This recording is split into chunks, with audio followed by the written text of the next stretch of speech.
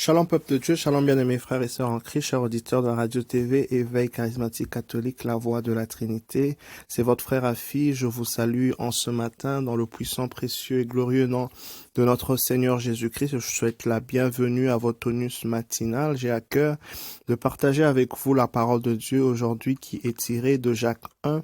Jacques 1 à partir du verset 21. Jacques 1, verset 21. Bénissons le Seigneur pour ce grand jour, ce jour de joie, de bonheur. Oui, Papa, nous voulons te dire merci. Merci pour ton amour, pour ta fidélité, pour ces instants. Nous voulons reconnaître ta grâce immense, la richesse de ta miséricorde et te célébrer. Avec toi, nous faisons des exploits.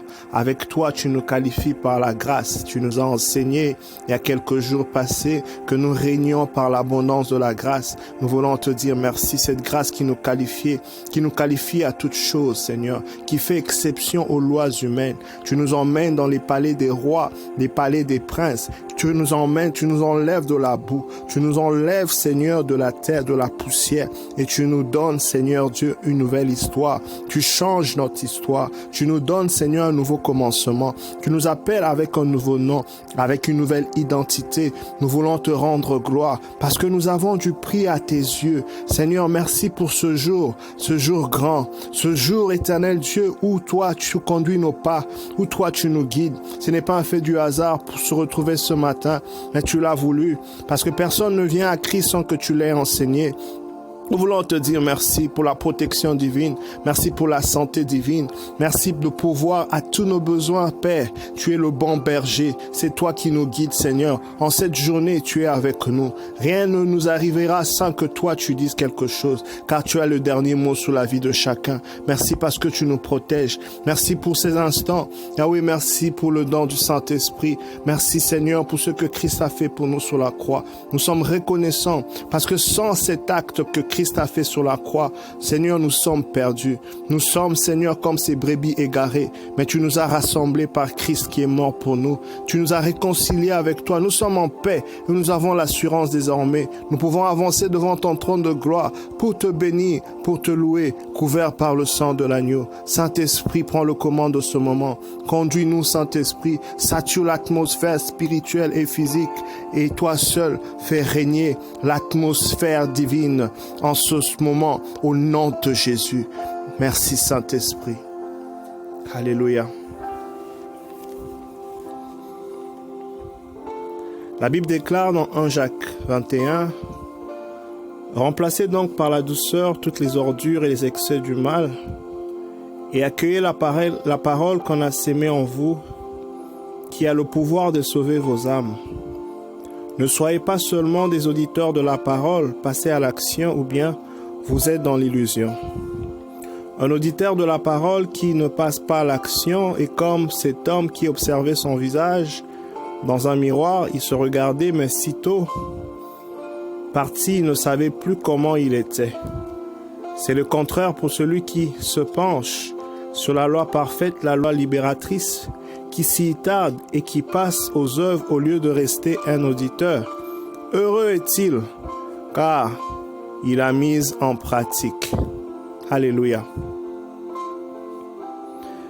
Je bénis le Seigneur pour cette parole en ce jour bien-aimé.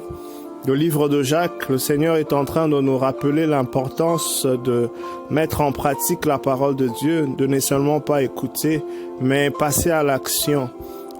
Souvent, quand nous regardons certaines situations, certains problèmes, certains combats, certaines épreuves, certains cas, parfois, elles peuvent, quand nous regardons de plus près, nous constaterons que ce sont parfois certaines portes qui ont été ouvertes par la désobéissance que nous avons manifestée vis-à-vis du Seigneur. Et cela a emmené certains types d'épreuves, certains types de combats.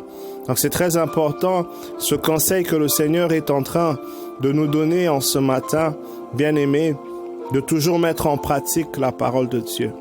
Et Jésus nous donnera une autre image dans les évangiles en disant que celui qui met en pratique la parole de Dieu, c'est cette personne qui est sage, qui bâtit, n'est-ce pas, qui sème ou encore qui construit sur le roc. Vous voyez?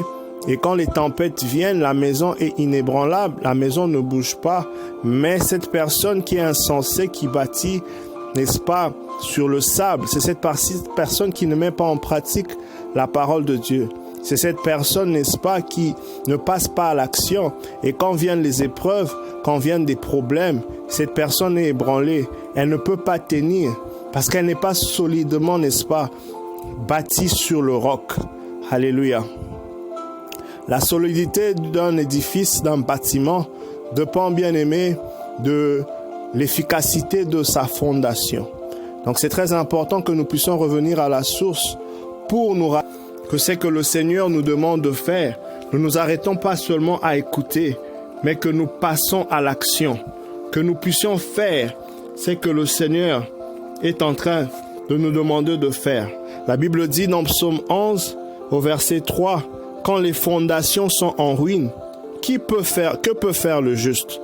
Quand les fondations sont en ruine, que peut faire le juste? » Donc dans la vie que nous traversons, il y a certaines situations que nous pouvons bien éviter.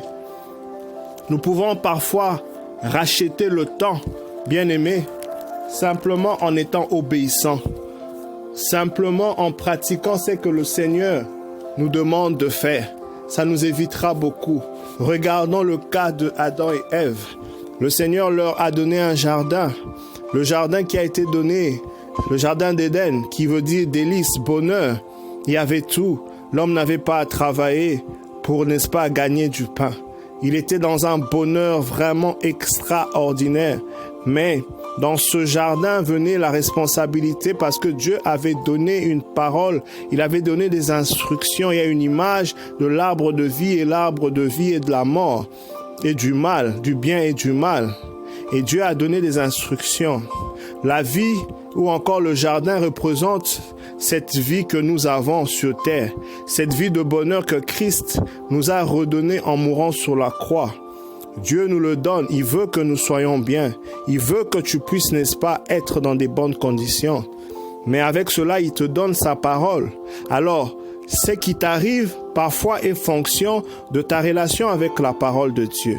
Quand Dieu est venu voir Adam et Ève, il a dit « Où êtes-vous » Il demandait leur position, non pas géographique, mais leur position quant à leur obéissance à la parole qu'il avait livrée. Parce que Dieu pouvait tout voir. Il est omniscient, il est omnipotent, il est omniprésent, il est partout au même moment. Il pouvait voir Adam et Ève étaient où. Mais en posant cette question, c'est une manière de te demander aussi en ce jour, où es-tu en fonction de ce que Dieu dit par rapport à toi? Qu'est-ce que Dieu dit? Ces paroles même de la Bible, cette parole même qui communique la vie. Quelle est ta relation avec cette parole? Quelle est ta localisation, non pas géographique comme Adam et Ève, mais sur le volet de l'obéissance. Où es-tu par rapport à cela? Ça t'évitera bien d'ennui parce que c'est, comme on dit la Bible, la parole de Dieu est éprouvée et c'est un bouclier pour ceux qui s'en réfugient. Un bouclier, c'est-à-dire ça protège. Ça protège contre les assauts de l'ennemi. Ça te donne la force dont tu as besoin pour ne pas tomber dans le filet de l'ennemi. Et d'ailleurs, le livre de Jacques est en train de dire au verset 25, c'est le contraire pour celui qui se penche sous la loi parfaite, la loi libératrice. Alléluia. Ça te donne la liberté. Ça te donne la liberté que Christ a obtenue pour chacun de nous sur la croix. C'est très important de revenir donc à cet examen profond de la relation que nous entretenons avec la parole de Dieu. Parce que c'est Dieu, il est dans sa parole. C'est très, très important, bien aimé, de revenir et voir quelle est notre relation avec cette parole. Quelle est notre position face à cette parole? Qu'est-ce que nous vivons? Qu'est-ce que la Bible dit? Et quel est le niveau de notre témoignage, de notre gloire par rapport à ce que la Bible dit? Quand nous remarquons qu'il y a une déviation, quand nous remarquons que nous ne vivons pas selon les promesses que Dieu a proclamées, revenons en nous, prenons conscience, bien-aimés. Revenons en nous, prenons conscience. Faisons un examen de conscience pour voir là où les choses ne marchent pas. Soyons sincères, parce que personne ne peut mentir à Dieu. Alléluia. Il sent nos cœurs. Il sent, n'est-ce pas, nos reins. Il connaît ce que nous traversons. Il sait que nous sommes pécheurs. Il sait, bien-aimé. Mais il a besoin que nous soyons ouverts, que nous soyons honnêtes, que nous demandons de l'aide. La Bible déclare, heureux ceux qui sont pauvres de cœur, car le royaume de cieux les appartient. Le Seigneur ne pourra t'aider qu'en fonction du besoin que tu exprimes.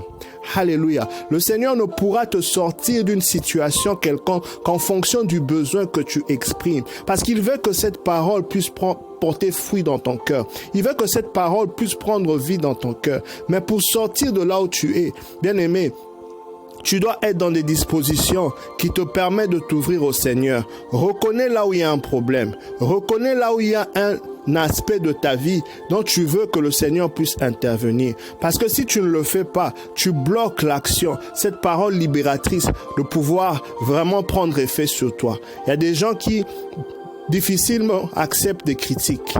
Ils ont toujours quelque chose à dire. Ils ont toujours quelque chose à dire. Ils doivent toujours se justifier. Quand tu le fais, s'il y a quelque chose que le Seigneur veut changer en toi, tu bloques l'action du Seigneur. Parce que tu justifies, c'est-à-dire que tu dis que c'est déjà bon. Donc il n'y a rien que Dieu peut faire. Alléluia. Je t'invite à l'humilité. Je t'invite à l'humilité. La Bible dit, abaisse-toi devant la main puissante de Dieu. Il t'élèvera au moment venu. Tu n'es pas obligé de répondre à tout moment. Tu peux faire silence comme la Vierge Marie. Tu peux faire silence comme Christ. Oui. Il pouvait parler quand il faut parler et quand il fallait aussi se taire. Le Christ le faisait. Bien-aimé, à chaque fois que tu honores Dieu, en étant obéissant, en faisant ce que, en passant à l'action comme la Bible dit, il y a une grâce, il y a une récompense. Alléluia. Il y a une récompense qui est attachée à l'action que tu es en train de poser. Parce que quand tu le fais, tu payes le prix de l'obéissance. Tu payes le prix du sacrifice. Pourquoi je dis ça? Parce que parfois ça fait mal. Notre chair a été habituée d'une certaine manière. Donc quand tu dois faire ce que Dieu te demande de faire, il y a un combat entre l'esprit et la chair. Alléluia. Il y a un combat entre ton esprit et ta chair. Ça se traduit justement c'est comme tu veux aller à gauche, tu dois aller à gauche ou à droite. C'est là même le combat qui est en train de se passer à l'intérieur de toi. Mais si tu es décidé, si tu es résolu à payer le prix de l'obéissance, à payer le prix du sacrifice, Dieu te récompensera parce que l'action que tu poses viendra toujours avec une récompense. C'est mieux de faire le bien et souffrir pour cela, tu auras une récompense, comme Jésus l'explique dans Matthieu 5. Heureux ceux qui sont persécutés à cause de la parole, car dans les cieux, il y a une récompense pour eux. Mieux vaut souffrir pour la parole de Dieu, mais ça te donnera des fruits paisibles de justice plus tard. Au lieu de souffrir dans le mal, dans le péché, la récompense du diable sera catastrophique. C'est très important de passer à l'action, parce que si tu ne le fais pas, tu seras mis en dehors de ce bonheur, en dehors de ce jardin que le Seigneur, n'est-ce pas, t'a redonné par la mort de Christ sur la croix. Ça sera très compliqué parce que l'ennemi de nos vies ne vient que pour détruire. Il détruit la santé, il détruit les émotions, il détruit les relations, les mariages, il détruit tout ce qu'il a comme agenda, c'est la destruction. Donc, il faut fermer l'accès au diable. Il faut fermer les portes au diable en passant en action. La Bible dit, c'est comme l'image que Christ donne. Quand tu veux construire une maison, tu dois réfléchir comment est-ce que tu vas la construire, comment tu vas commencer, n'est-ce pas, la fondation et tu vas bâtir cette maison. Parce que si tu ne le fais pas et que tu t'en vas seulement comme ça, tu risques de commencer et pourtant ne pas terminer.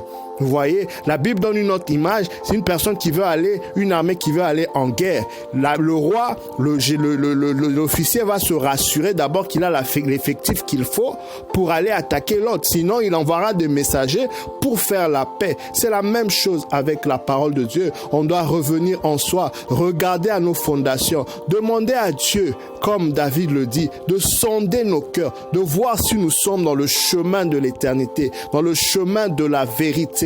C'est très important de passer à l'action. Ça nous permet d'être protégés. Ça nous permet de demeurer dans le bonheur. Alléluia. Soyons ces personnes qui ne sont pas des auditeurs oublieux,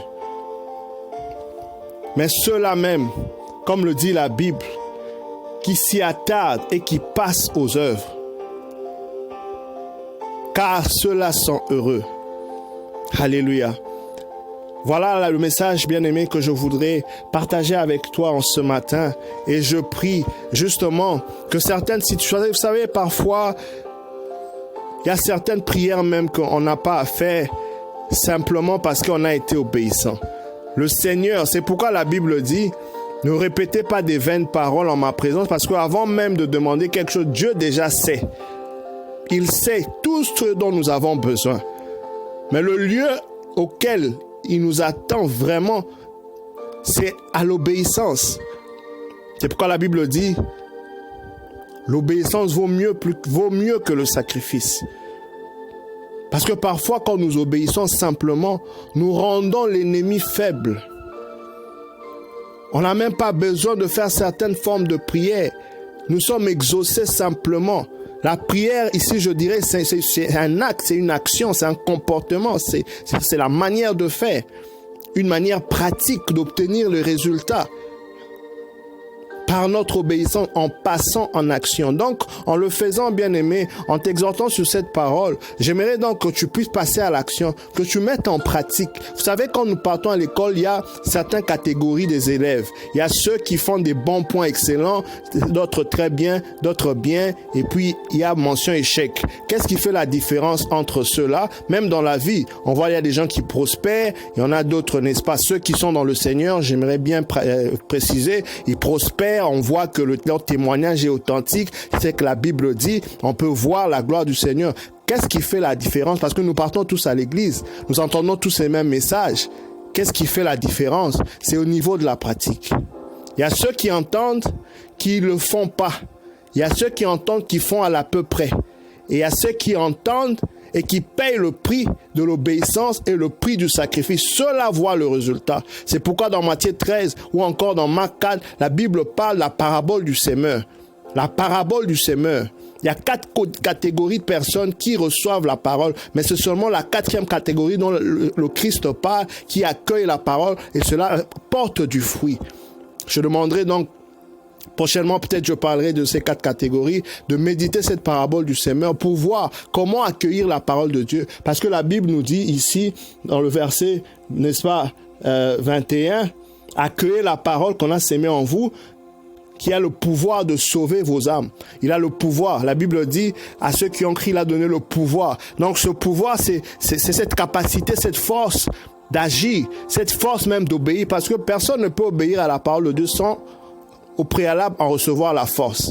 Et cette force, tu le reçois justement par ce processus dont je viens de parler. Être plus intime, n'est-ce pas, avec le Seigneur, demeurer dans son présence, méditer plus la parole de Dieu, manger la parole de Dieu. Quand tu manges une nourriture que tu digères pas, ça te donne pas le bénéfice de cette nourriture. Quand tu digères, ça porte du fruit dans ton cœur, c'est installé et ça te donne la force dont tu as besoin pour agir. Alléluia. Sois béni, bien-aimé, que le Seigneur t'assiste.